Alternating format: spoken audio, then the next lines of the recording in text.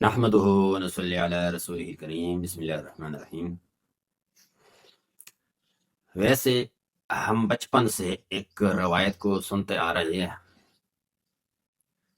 کہ امت کے آخری دور کے جو قرائے کرام ہے، جو قاری صاحبان ہیں، یہ منافق ہوں گے۔ ویسے میں حیران ہو جاتا تھا کہ یار یہ بھی ہو سکتا ہے کہ ایک بندے کے دل میں اللہ تعالیٰ کا کلام ہو، قرآن ہو، اور پھر وہ منافق بھی ہو سکتا ہے؟ یہ ہو نہیں سکتا،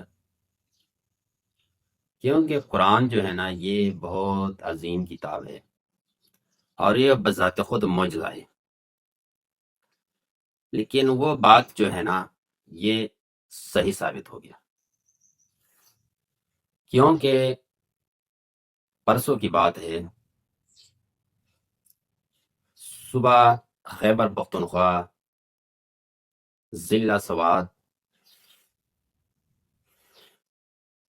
وہاں پہ ایک مدرسہ ہے خوازاخیلہ میں، اور اس مدرسے میں تقریباً 10 قاری کا ہے، علماء کا ہے، ٹیچر کا ہے، اساتذہ کرام کا ہے، وہ پڑھاتے ہیں۔ اور مدرسہ بہت زیادہ مشہور ہے، 5,000 روپے اس کا فیس ہے، اور اس میں جو لوگ ہیں نا اثر و سخ والا لوگ، وہ بچے داخل کراتے ہیں اور وہاں بچے پڑھتے ہیں۔ ایک بچہ ہے، اس کا نام ہے فرحان، اس نے صرف اور صرف 3 دن غیر حاضری کی۔ جرم گناہ زیادتی کا ہے، جرم کا ہے، گناہ کا ہے، غلطی کا ہے، 3 دن غیر حاضری اتنی بڑی بات نہیں ہے۔ اور اس کا جو والد ہے ایاز صاحب، وہ سعودی عرب میں ہے۔ اس ظالموں نے، اس استاد نے، اس محتمم نے اس 3 دن غیر حاضری کی بنا پہ اس بچے کو قتل کیا ہے۔ اور اس کے والد جو ہے نا، اس کی خود جو بیانات ہے میں نے سن لیا ہے، وہ سعودیہ سے آیا ہے۔ اس نے بولا کہ بھائی میرا جو بچہ ہے نا، اس کے ساتھ میرا رابطہ ہوتا رہتا تھا، اور میرے بھائی نے مدرسے میں لے گیا استادوں سے کہ بھائی پوچھا کہ بھائی یہ بچہ مدرسے میں غیر حاضر ہے اور اس کا والد جو ہے نا باہر ہے، اور اس بچے کو آپ پڑھاؤ، سنبھال لو جی۔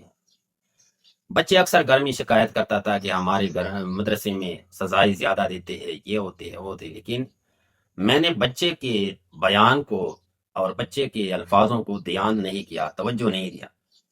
میں سوچتا تھا شاید مدرسے سے جان چھڑانے کے لیے، مدرسے سے غیر حاضری کے لیے کچھ بہانے بناتے ہیں۔ اس مدرسے کا ایک اور طالب علم ہے، اس نے آنکھوں دیکھا حال بیان کیا ہے کہ استاد صاحبان سے ایاز جو بچے کا والد ہے، اس نے کال کی، رابطہ کیا واٹس ایپ پہ، اور استاد صاحبان نے اس کو تسلی دی کہ بھائی ہمارے بھی بچے ہیں، صرف آپ کے بچے نے، اس کی حفاظت کرنا، کیئر کرنا ہمارا کام ہے، ہم پیار سے پڑھاتے ہیں اور محبت سے پڑھاتے ہیں۔ جب اس سے کال مکمل ہو گیا، کٹ ہو گیا، بند کر دیا کال، تو جو مدرسے کا محتمم ہے اس نے مجھ سے کہا کہ چائے لے آؤ۔ میں نے چائے لے آیا، چائے پی لیا، اور ظہر کی نماز کا ٹائم ہو گیا۔ ہم نے نماز پڑھ لیا، اور نماز کے بعد ان استاذوں نے بچے کے پیچھے کمرہ بند کر دیا، اور ہم لڑکوں سے کہا کہ اس بچے کو پکڑ دے، اگر کسی نے پکڑ نہیں دیا تو پھر ہم اس بچے کو مار دیں گے۔ تو پھر ہم نے پکڑ دیا، اور ان استاد ظالم نے بچے کی مارنا پٹائی شروع کی، اور کدی بولا کہ بھائی کان پکڑو، کدی مارتا تھا۔ مغرب تک جب نماز کے لیے وہ محتمم چلا گیا تو پھر وہ تھک جاتا تھا تو دوسرے استاد کو بلاتا تھا اس کو مارو، پھر تیسرے استاد کو بلاتا تھا بھائی اس کو مارو، اور ہنستا تھا۔ بچے نے کہا کہ میرے ہاتھ سے ایک لپا جو بچہ ہے نا وہ چھوڑ گیا، تو استاد نے ہنس کے میرے سے کہنے لگے کہ بھائی آپ سے جوزا بھی چھوڑ جاتا ہے، اس کو پکڑ دو۔ بچہ ہے تقریباً 10-11 سال کا، فرحان۔ اور اس نے بولا کہ مغرب کے ٹائم پہ یہ بچہ بالکل نڈال ہو گیا اور بالکل گرنے کے قریب ہو گیا. پانی مانگا، میں نے پانی دے دیا.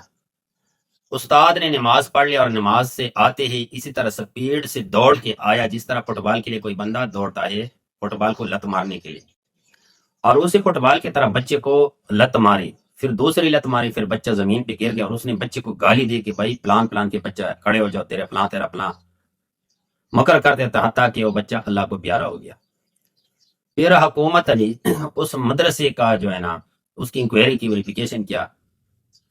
اس مدرسے میں زنجیریں انہوں نے رکھی تھی بچوں کو باندھنے کے لیے، مارنے کے لیے، اور دوسرے بچوں نے گواہی دے دیا کہ یہ جو ظالم اساتذہ ہے نا، انہوں نے ہمارے جسم میں چریوں سے، بلیڈوں سے زخم جو ہے نا بنائے تھے اور اس میں مرچ ڈالی تھی، یہ ہمیں سزا دیتی تھی.